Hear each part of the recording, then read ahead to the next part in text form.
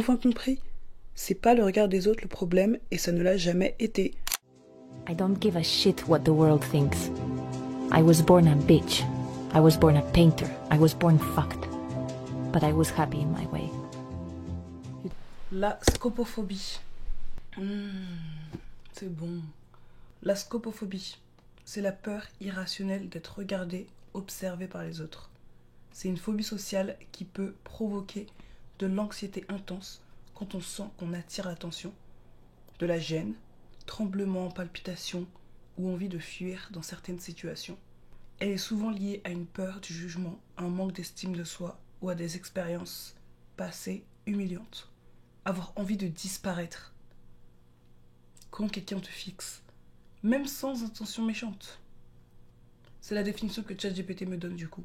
Dans cette vidéo, on va plus parler, pas de scopophobie parce que je pense pas que ce soit aussi poussé que ça, mais la peur d'être perçu, the fear of being perceived. C'est pas une phobie sévère comme la scopophobie, en gros c'est une peur émotionnelle et psychologique de laisser les autres voir qui on est vraiment. Du coup, j'ai demandé à ChatGPT de développer un petit peu plus. Ça inclut ces 4 points différents. La peur d'être vu, remarqué, même physiquement. La peur d'être jugé pour sa personnalité, ses émotions, ses goûts, son apparence. La peur d'exister trop fort. L'envie de se rendre invisible pour éviter la vulnérabilité. Bref, c'est le thème de la vidéo. I spent like so much time being ashamed of certain things about me, being ashamed of like being a very sensitive person, because you know it's not cool to be sensitive, it's cool to be like, you know, nothing gets to me, you know. So tired of trying to say things to people. Alors j'ai un petit coffee date avec une copine et pour une fois je ne suis pas en retard. D'ailleurs je suis dans une petite ville assez mignonne. J'ai l'impression d'être dans un vrai film américain là pour le coup. Depuis toute petite, j'ai toujours été gênée pour tout et pour rien. Mais vraiment, pas un petit peu, mais vous voyez, vraiment se sentir embarrassée quoi. Pour des petites choses, vous voyez, des petits trucs futiles, au point parfois de ne même pas dormir la nuit. Je pense que c'est quelque chose qui arrive à beaucoup d'entre nous. On a tous ce petit truc, un truc gênant qu'on a fait, et parfois il est 3h du mat, on y pense et on a envie de crier dans notre lit, on a mal au ventre, on a... Bref, un sentiment désagréable. Mais moi, en fait, je me suis rendu compte que c'était constamment, tous les jours, à chaque fois, tout ce que je dis, tout ce que je fais. Exemple tout bête. Je suis arrivée dans le New Jersey en tant qu'au pair il y a 2 ans et demi et je me souviens, dans ma première famille d'accueil, j'étais hyper gênée de manger. Je n'osais pas, en fait, ouvrir le frigo, ouvrir les placards, me servir, etc. Et un jour, j'étais dans mon lit, j'avais tellement faim, mais vraiment, j'étais sur le point de mourir de faim. J'abuse, bien évidemment, comme toujours, mais j'avais trop faim. Et en fait, j'osais pas sortir de ma chambre pour aller chercher à manger. Donc, vous voyez ce genre de petits défis qu'on fait entre nous. Allez, j'y vais dans 5 minutes. Allez, j'y vais à la moitié de mon épisode. Allez, j'y vais à la fin de cet épisode. Vraiment, ça a été ça. J'ai bataillé avec moi-même, et j'ai enfin pris mon courage à 2 mains. J'ai décidé de me lever et d'aller dans la cuisine pour aller me chercher à manger. J'y vais et tout. Et là, je croise le père d'accueil. Vous savez ce que j'ai fait? J'ai fait un hi hyper timide. J'ai pris un verre d'eau, je me suis servi de l'eau et je suis retournée dans ma chambre. Voilà. Et je me suis sentie trop mal. Ça a changé maintenant, aujourd'hui. Je vous dirai pourquoi dans cette vidéo, ce qui m'aide aujourd'hui à me sentir beaucoup mieux et ce qui m'a permis de me libérer. Parce qu'en fait, depuis toute petite, je me suis toujours sentie de trop. Je me suis toujours sentie... je me suis jamais vraiment sentie à ma place, en fait. Du coup, je sais pas si j'ai toujours été mise à l'écart ou si je me suis mise à l'écart. Vous voyez la différence ou pas? Parce qu'en fait, dans tous les groupes d'amis que j'ai pu avoir, surtout primaire, collège et début lycée, bref, le fait de ne pas être à sa place, de ne pas se sentir à sa place, c'est quelque chose que j'ai toujours eu depuis toute petite. Je me suis dit, mais en vrai, ça va, c'est parce que t'es timide, t'es introvertie. Et du coup, je me suis collé l'étiquette d'introvertie et de timide toute ma vie. Enfin, presque toute ma vie. Alors que je savais au fond de moi que je ne l'étais pas. Je savais que je n'étais pas timide et ni introvertie. Bien évidemment, il y a certains moments où, même encore aujourd'hui, ça m'arrive d'être timide, mais je sais que ce n'est pas moi, ce n'est pas ma vraie personnalité. C'est simple. Qu'est-ce que j'ai fait? Je me suis créé une safe place, une petite zone de confort, un petit cocon. Si aujourd'hui, la plupart du temps, j'aime être seule, etc., c'est pas venu comme ça du jour au lendemain. J'ai commencé à réduire petit à petit mon cercle d'amis. La quasi-totalité de mon temps, je le passais dans ma chambre. Ça a toujours été un moyen pour moi, en quelque sorte, de disparaître, de ne pas vraiment devoir parler aux gens, éviter un petit peu ces moments de gêne, etc. Tout simplement ne pas être vu du tout.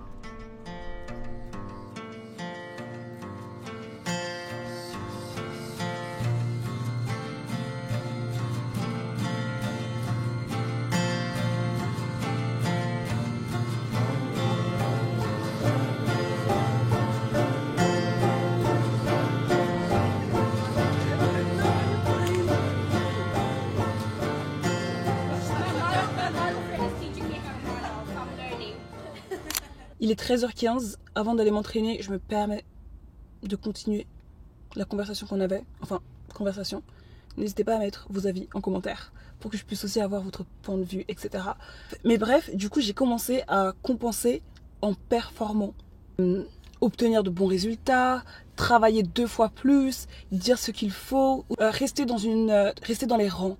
Voilà ce que j'ai commencé à faire. Constamment prouver qu'on est assez joli, assez intelligent, travailleur, que j'étais une bonne personne. Avant, j'étais motivée quand quelqu'un me disait que je ne pouvais pas faire quelque chose. Je devais prouver que, en fait, si, regarde, je vais te montrer que je suis capable.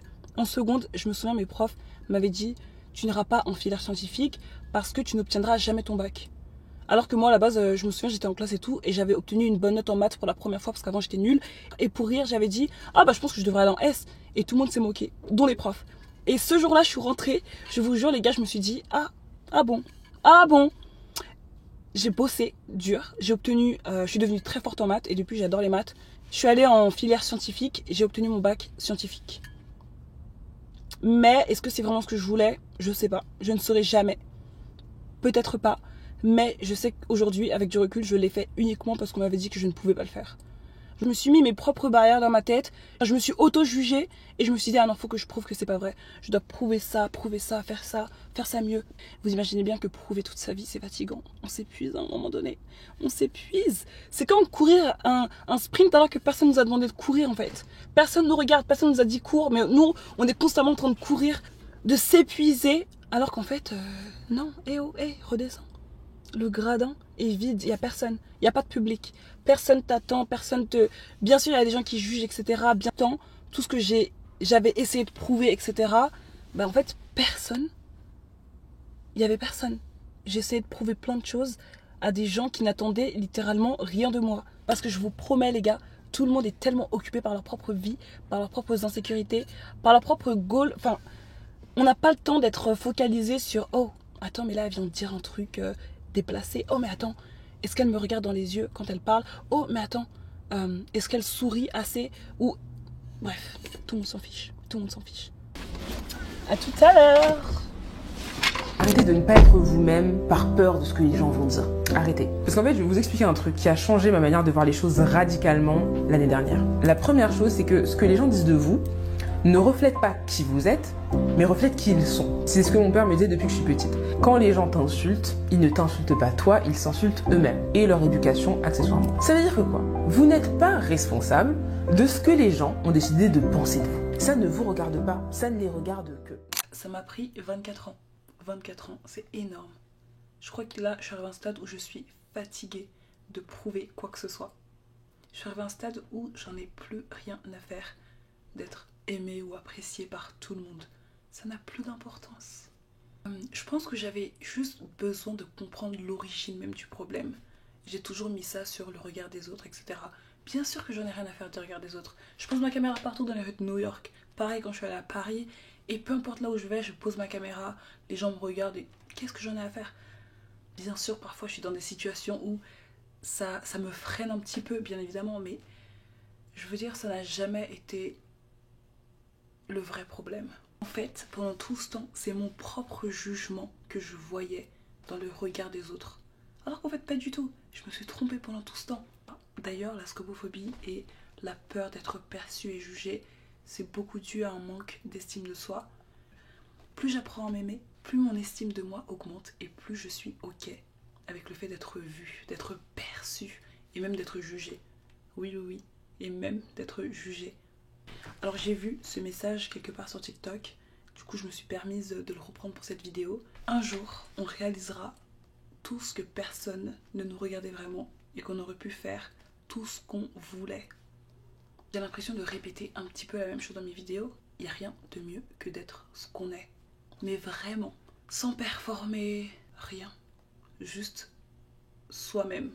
J'ai jamais autant attiré les bonnes choses dans ma vie et les bonnes personnes. Plus je suis moi-même en fait, et plus j'attire de bonnes choses. Mais vraiment, je vous promets que c'est la vérité. Pas que de bonnes choses hein, et les bonnes personnes. Ça fait peur, hein, ça fait très peur. Pas pour tout le monde, je sais qu'il y a certaines personnes qui sont hyper à l'aise en société, etc. Shera a dit, sors et laisse le monde te voir. Get out and go be seen. Voilà, je crois qu'on va finir là-dessus. Prenez soin de vous. D'ailleurs, vous voyez le tableau derrière, il se remplit petit à petit. Hein. On est à la 14e vidéo de ce journal d'été. Et d'ailleurs, j'étais en train de répondre aux commentaires sous ma vidéo précédente. J'ai pas les mots. Vraiment, c'est vous qui m'inspirez. Cette chaîne YouTube est littéralement en train de me sauver la vie. Vous avez pas idée à quel point. Et du coup, j'étais en train de lire et tout. J'essaie de répondre à tous les commentaires. Je sais pas ce qui s'est passé. Ma vidéo a fait 1000 vues en l'espace de 24 heures.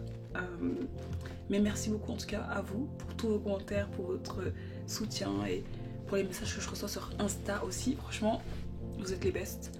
Et on se dit à demain, je crois, ou après-demain. On verra bien quand est-ce qu'on se verra. Sur ce, je vais dormir. Je suis KO. Allez, gros bisous.